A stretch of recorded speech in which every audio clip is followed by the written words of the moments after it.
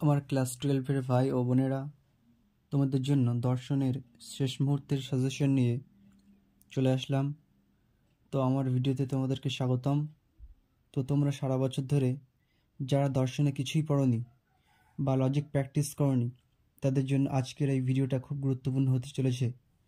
বন্ধুরা, একটা কথা বলে রাখি, উচ্চ মাধ্যমিক দর্শনে প্রচুর ছেলেমেয়ে 100তে 100 পায় এবং এটা খুব ইজি এবং স্কোরিং সাবজেক্ট।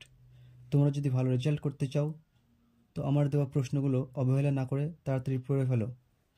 আমার চ্যানেলে যারা নতুন তারা অবশ্যই চ্যানেলটাকে সাবস্ক্রাইব করে দাও এবং পাশে থাকা বেল আইকনটা প্রেস করে দাও, কারণ এরকম গুরুত্বপূর্ণ ভিডিও তোমরা এই চ্যানেল থেকেই পেয়ে যাবে।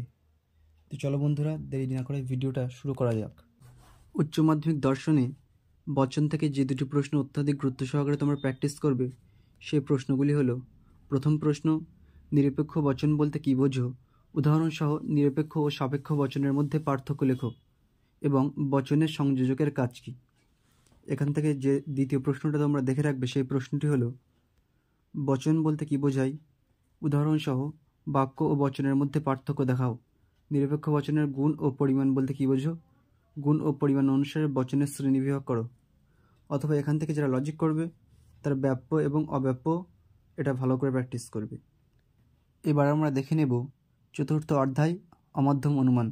এখান থেকে যে প্রশ্নগুলো তোমরা পরীক্ষার জন্য অত্যাধিক গুরুত্ব সহকারে প্র্যাকটিস করবে, সেই প্রশ্নগুলি হলো: প্রথম প্রশ্ন, অমাধ্যম অনুমান কি? দৃষ্টান্তসহ মাধ্যম ও অমাধ্যম অনুমানের মধ্যে পার্থক্য করো।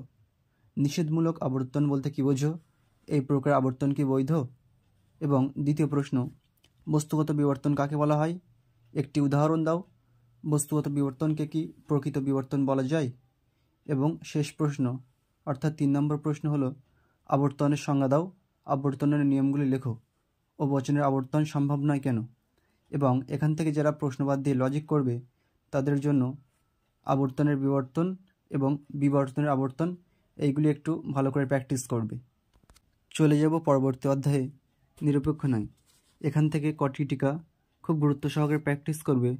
সেই টিকাগুলি হলো: প্রথম টিকা, অবৈধ পক্ষদোষ। দ্বিতীয়, অবৈধ সাধ্যদোষ। চতুষ্পাদ ঘটিত দোষ। চতুর্থ, নিরপেক্ষ ন্যায়। 5 নম্বরে দেখে রাখবে যেটা, সেটা হলো নিরপেক্ষ ন্যায়ের সংস্থান।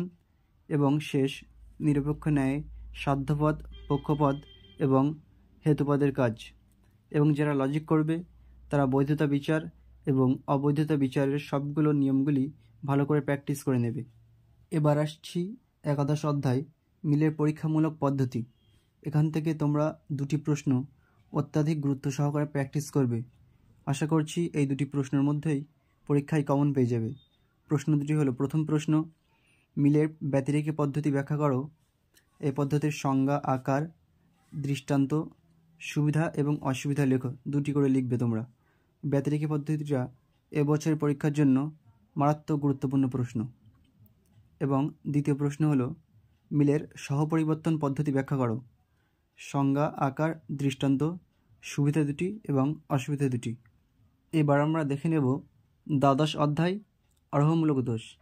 এখান থেকে কটি টিকা তোমরা পড়ে নেবে। সেই টিকাগুলি হলো: আরোহমূলক দোষ থেকে প্রথম টিকা, অবৈধ সামান্যীকরণ দোষ। দ্বিতীয়, কাকতালীয় দোষ। আশা করছি এই প্রথম দুটি টিকার মধ্যে একটা টিকা এবছর ফাইনাল পরীক্ষাতে তোমরা কমন পেতে চলেছ। 3 নম্বর, অবান্তর ঘটনাকে কারণ হিসেবে গণ্য করার দোষ। 4 নম্বর টিকা হলো আবশ্যিক শর্তকে সম্পূর্ণ কারণ হিসেবে গণ্য করার দোষ। 5 নম্বর, বহুকরণবাদ। এবং সর্বশেষ যে টিকাটি, অপর্যবেক্ষণমূলক দোষ। আশা করছি এই কটি টিকার মধ্যেই তোমরা কমন পেয়ে যাবে।